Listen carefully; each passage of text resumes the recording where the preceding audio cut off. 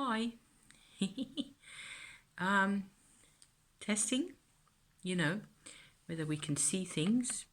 Um, I've been working with a new approach. To me, it is new anyway, and I've never read or heard about this anywhere. So it might be kind of cool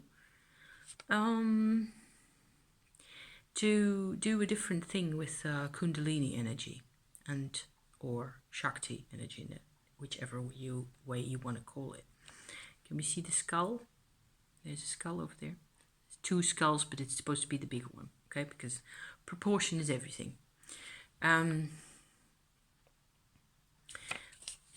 one. I discovered that my personal Shakti energy, the way it comes out of the earth into my root chakra, where it becomes Kundalini energy, at least that's the way I call things. Inside my body, it tends to do this. It goes sideways into whatever part of me needs it at that moment, or perhaps it just goes everywhere, probably, because I think Kundalini energy or Shakti energy is what keeps me alive in a body, right? However, it goes sideways. It goes around, it goes up also, around a center, and I didn't like that. What I didn't like in particular was that there was like, you have to visualize this. That's what I'm trying to fiddle with my drawing here. The purple bit is supposed to be like a braid of receptive parts along my spine on the inside. Okay, so on this side of my spine here. Supposed to be this whole cord.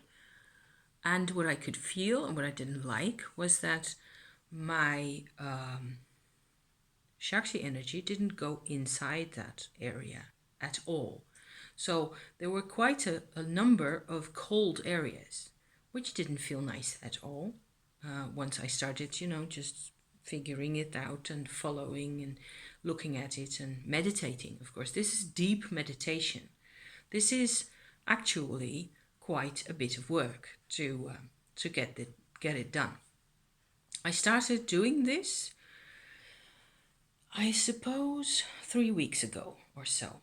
And the first time I remember I sort of noticed these cold areas, these areas where the Shakti energy apparently never went in.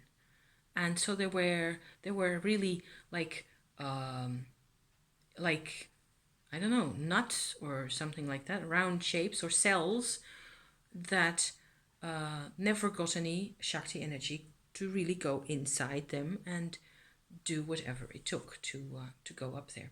I'm not talking necessarily about chakras, because there were many more than 7. What I felt, the way I followed those that energy pattern up along my spine, at the end, in a later phase, I counted 37 steps going from my tailbone to the bottom of my skull, right there. So, I'm just putting this out there as usual, and whoever may find this useful at some point.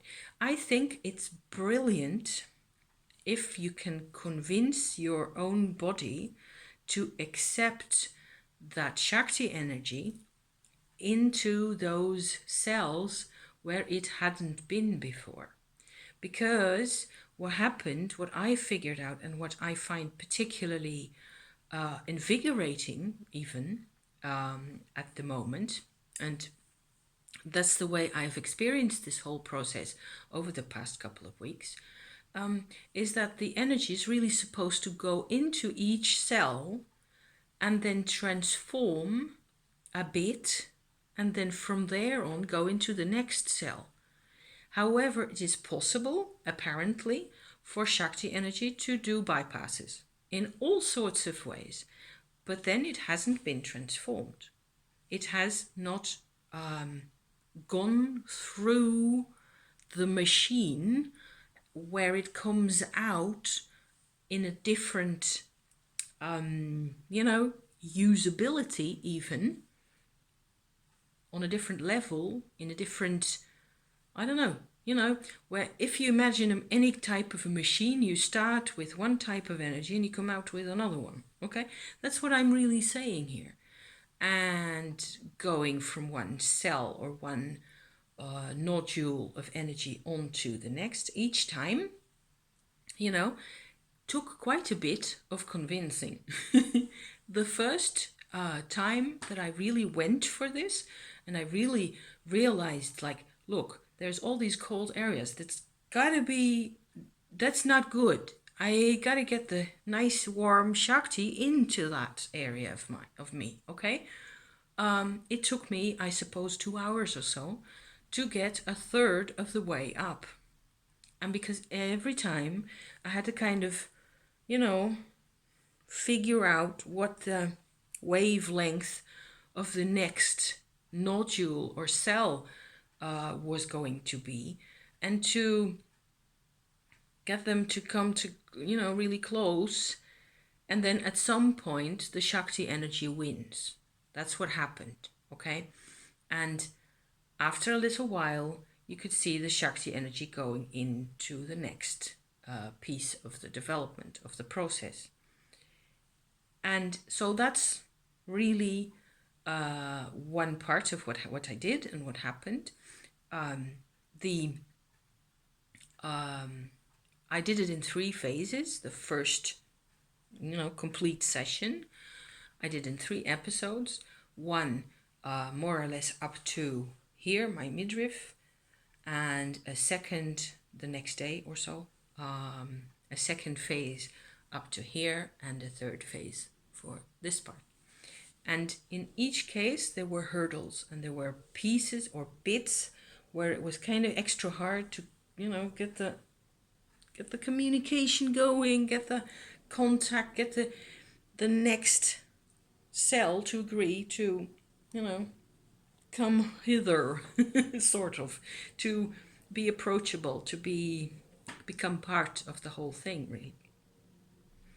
So then, once I had completed my 3 sessions, I let the whole thing sleep for, I suppose, a week or so, and which was Christmas, and we're all over the place and busy and so on. And then I came back to the whole thing, wondering also whether in that week everything would have shut down again and we would have reverted to the original situation. Oh, no, please. That's not what I want to see. I want to see some progress, definite progress. So, no, that was not the case. I actually found that I could still see the Shakti, could pass through all these cells a lot easier and a lot more. It was a lot more, the whole thing had been used and oiled and lubricated, and it was in business. So that the situation where everything was cold and inaccessible, that was really in the past. That was gone. Then I sort of did the whole thing again and started at the bottom and went with the Shakti energy and up through the cells and all that.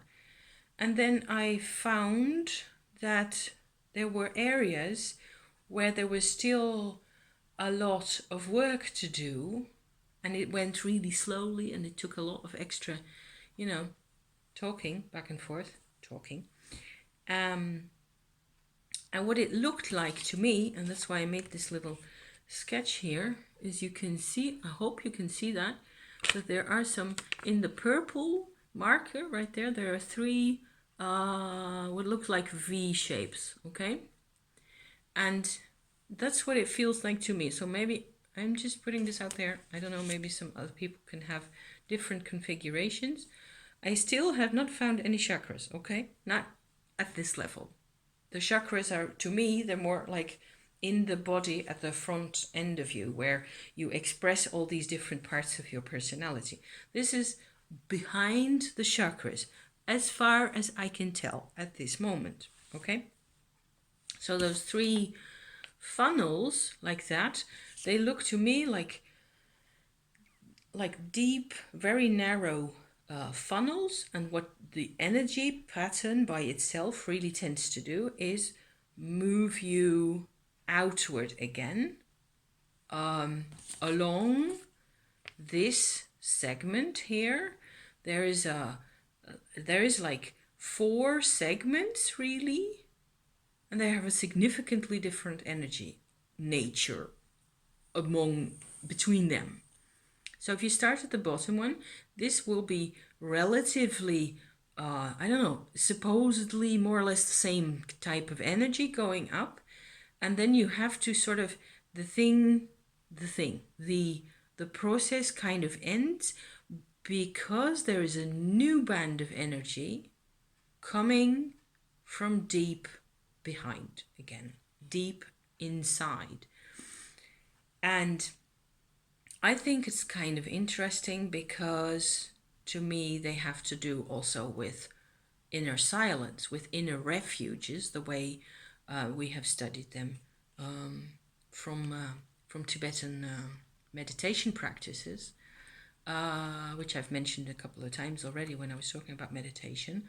The refuges, the study of the silence and the stillness and the spaciousness of the refuges is really a superb way of sort of fine-tuning or toning consciousness away from the world and making sure for ourselves that we can make all these fine distinctions really. So I suppose you have to do that first for a couple of years probably in order to get to this. But people do all sorts of extraordinary things and people have all sorts of extraordinary awareness. So maybe you can do it just like that, just today, wouldn't that be something? Because every time you have to it is supposed to work this way. So it's more like the process of going up is there anyway, and you have made these connections once. If you've done it only once, then you've already made the connections, and it doesn't really matter where exactly you are with your focus. There will be a bridge, there will be a connection, the Shakti cannot be stopped.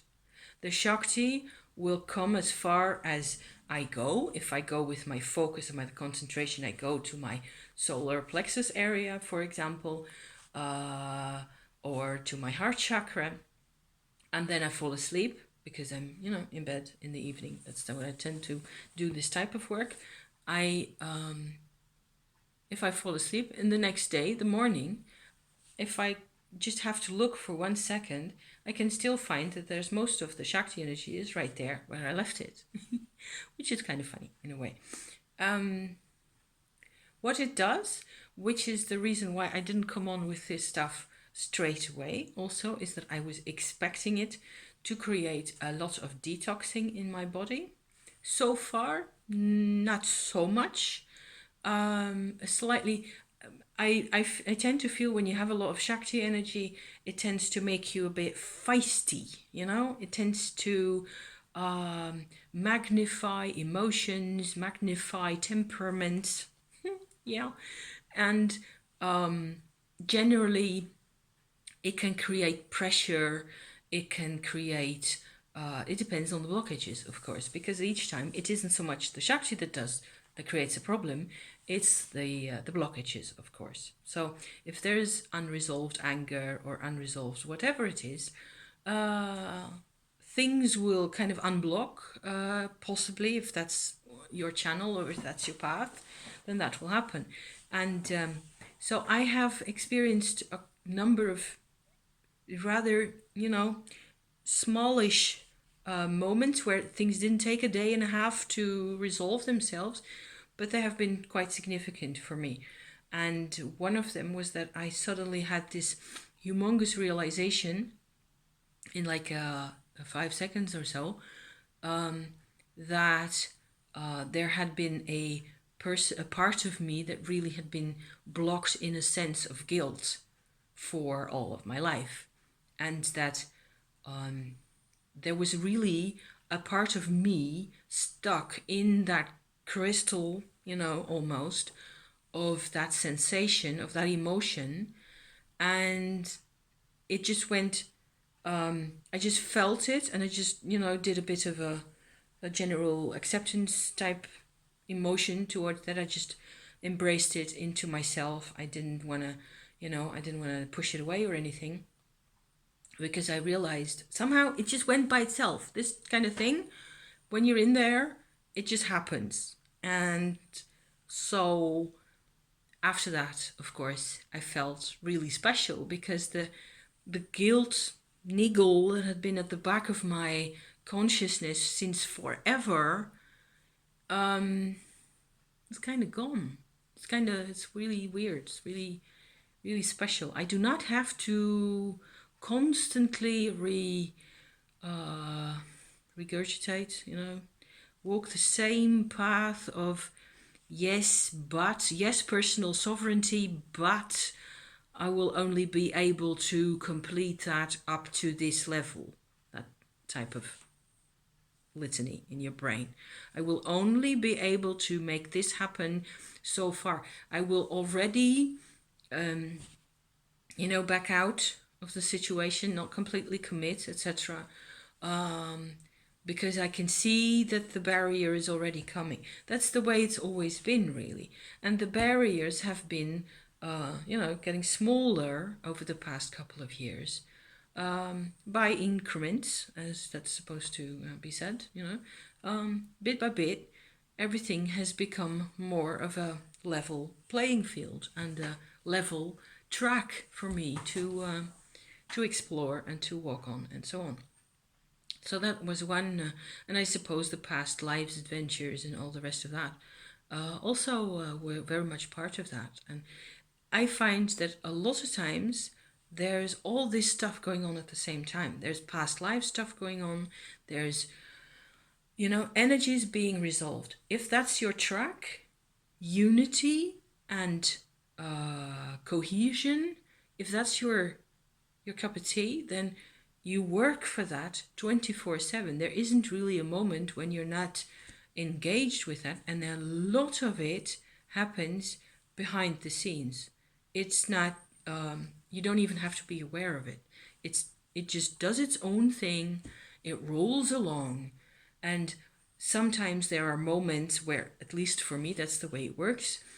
I suddenly have a realization, or I feel like this, this guilt part of me that's just suddenly, it's gone. The identification with that emotion is gone, which is utterly unbelievable.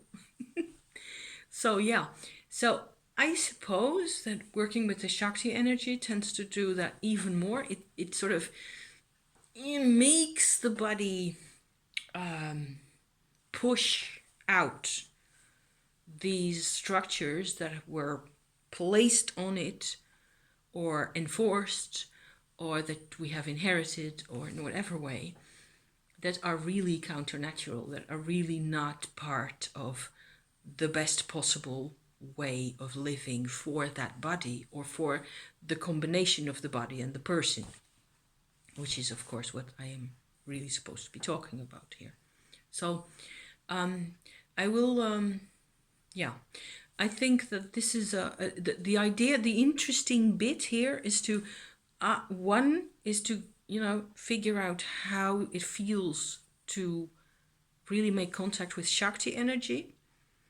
In order to do that, working with the refuges and working with some form of white light meditation, which clears away all the sort of, all the extra bits that you don't need, really.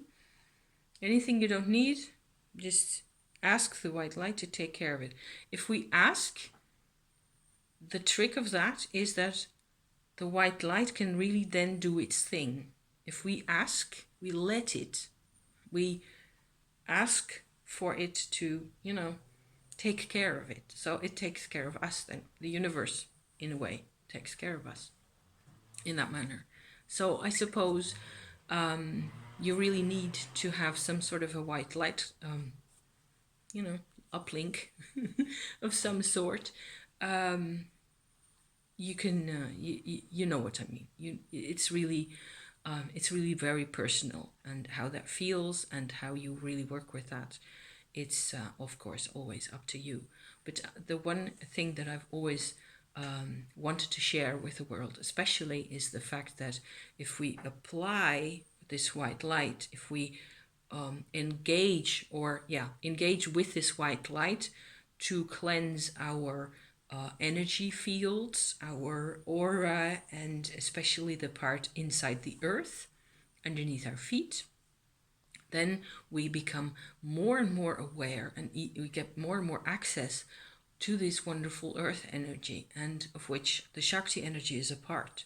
So there's a lot going on underneath our feet that we can actually, help clear up. We can help old souls transition to the light if that's what they want, or if that's what's the best thing to do at that moment. It does not mean we do not remember them afterwards. It does not mean we forget. It just relieves them of the responsibility of being a part of the problem the whole time. So that's one way of looking at it. What else is there? Yes, so engaging with some form of refuge meditation. I think that's just, it's a balm to the sore nerves, and it enables you straight away to, after a bit of training. There's a couple of, maybe that's also helpful. There's so many states of consciousness that can be sought or cultivated, or that you can put into place for yourself. I use a certain number of binaural beats as well, which is something that you have to be slightly aware of, that they can be used for all sorts of things.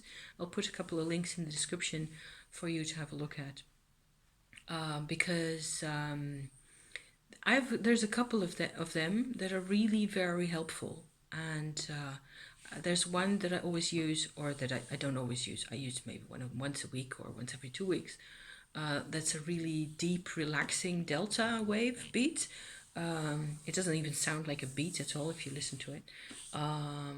It's called a hibernation delta wave, and I'll put the link in the description. It's really, really very restful, and it allows for me, it's this blissful state of being by myself and being left to my own devices without anybody needing anything from me. So because it's so interesting to experience that, I am going to share that with you. And the other one that I really like to use a lot is a theta wave, or whatever one is that. I'm not even sure it's a wave. It's a third eye opener. So it's a very different one that has this effect on the forehead chakra area, and makes you, it kind of opens everything up. Really pleasant as well. And I'm thinking now that I also should put in a sort of a chant combined with a Tibetan bull sound as well. There's a number of those, and there are a couple of those that I listen to all the time, really, because they create, it's much more like a surrounding area, your area where you're in, your room or whatever, it becomes more neutral. So those three are really, they help me every day, one way or another, to calibrate my own consciousness, so that I can actually do what I want to do, rather than be swept along in the maelstrom of what everybody else is doing. So there you go. I'm going to zip it up now and watch TV for a bit, because now I'm all cleaned up, so I can put more useless stuff in. So see you soon, guys. Thank you for being here. Love you. Bye-bye.